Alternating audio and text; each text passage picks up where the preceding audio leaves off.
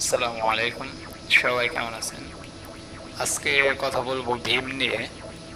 ভীমের দুটা ব্যান্ডের আমার সামনে আছে। দুইটা ব্যান্ডই আপনারা দেখতে পাচ্ছেন ভিডিওর মধ্যে।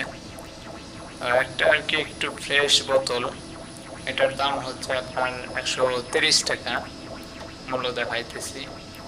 আর একটা হতেছে 140 টাকা। এটার বোতল একটু আপনার কালার, বলতে হবে কালারটা আর কি কালার হয়ে গেছে, আর ডিসকালার বলতে গেলে।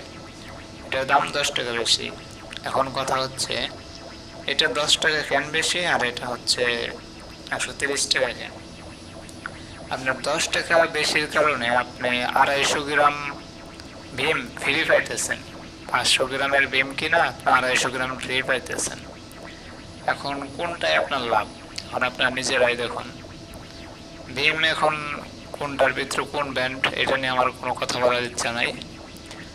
তো আপনার এই বোতলটা হচ্ছে, বোতলটা দেখতে অনেক সুন্দর, এটার দাম 130 টাকা। ঠিক আছে, 130 টাকা। আর এটার বোতলের জন্য শুধু আপনার একটু দেখতে একটু খারাপ দেখা যায়, কিন্তু তারপরেও কিন্তু আপনার মুখারে ডিজাইনগুলো অনেক সুন্দর।